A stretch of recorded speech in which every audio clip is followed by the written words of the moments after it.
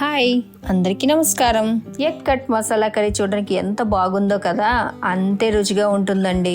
ఎప్పట్లా కాకుండా ఒక్కసారి ఇలా ట్రై చేయండి. అయితే ఆలస్యం ఎందుకు, స్టార్ట్ చేద్దామా? Welcome to yellow magic kitchen. ఈ రెసిపీకి కావాల్సిన పదార్థాలన్నీ స్క్రీన్ పై కనిపిస్తున్నాయి. ముందుగా వీటన్నిటిని రెడీగా పెట్టేసుకుందాం. ముందుగా 6 గుడ్లను ఉడికించుకుందాం. తర్వాత 5 మీడియం సైజు ఉల్లిపాయలను సన్నగా తరిగి పెట్టుకుందాం. అలాగే పచ్చిమిర్చిని మధ్యలో 2గా చీల్చి ఉంచుకుందాం. ఇప్పుడు ఉడికించిన గుడ్లను నేను చూపించిన విధంగా ఒక గుడ్డుకి 8 ముక్కల్లా కట్ చేసుకోవాలి.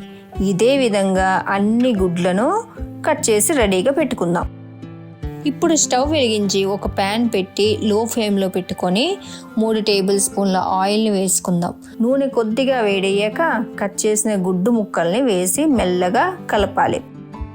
తర్వాత 1/2 టీ స్పూన్ పసుపు, 1 టీ స్పూన్ కారపొడి, తగినంత ఉప్పు వేసి చాలా మెల్లగా కలపాలి. గుడ్లు ముక్కలు విరిగిపోకుండా జాగ్రత్తగా కలుపుకోవాలి.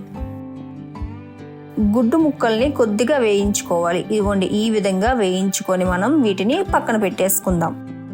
ఇప్పుడు మరో కడాయి తీసుకొని 3 టేబుల్ స్పూన్ల నూనె వేసి వేడయ్యాక మనం తరిగి పెట్టుకునే ఉల్లిపాయలు ఉన్నాయి కదా, అవి వేసేసి పచ్చిమిర్చి, కరివేపాకు వేసి వేయించాలి.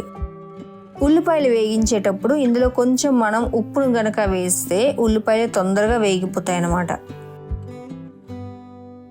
సో ఉల్లిపాయలు గోల్డెన్ బ్రౌన్ వచ్చేంత వరకు వేయించుకోవాలి. ఇందులో అల్లం వెల్లుల్లి పేస్ట్ కొంచెం వేసుకుందాం. పచ్చివాసన పోయేంత వరకు కలుపుకోవాలి. ఇప్పుడు 1/2 టీ స్పూన్ పసుపు, తగినంత ఉప్పు, 1 టీ స్పూన్ కారం, 1/2 టీ స్పూన్ ధనియాల పొడి, 1/2 టీ స్పూన్ జీలకర్ర పొడి, 1/2 టీ స్పూన్ గరం మసాలా పొడి వేసుకొని బాగా కలిపి కొంచెం నీళ్లు పోసుకొని లో ఫ్లేమ్లో పెట్టి మూత పెట్టుకుందాం. 5 నిమిషాలు అయింది కదా, ఇప్పుడు ఇది ఇలా అయింది కదా గ్రేవీ దగ్గరికి. సో ఇందులో మనం కట్ చేసి వేయించుకొని పెట్టుకున్న ముక్కల్ని వేసేసి ఒక్కసారి కలుపుకొని దీన్ని ఒక 3 to 4 మినిట్స్ దాకా ఉడికించుకుందాం మూత పెట్టేసి. 3 to 4 మినిట్స్ అయిపోయింది కదా, ఇప్పుడు మూత తీసేసి ఒక్కసారి చూద్దామా. మన గ్రేవీ అనేది చిక్కబడే వరకు ఉడికించుకుందాం. గ్రేవీ అనేది మనకి దగ్గర పడింది కదా. ఇప్పుడు చివరిగా చిల్లీ ఫ్లేక్స్ కొంచెం, కొత్తిమీర కొంచెం వేసుకొని స్టవ్ ఆఫ్ చేసేస్తే మన egg cut masala curry ready.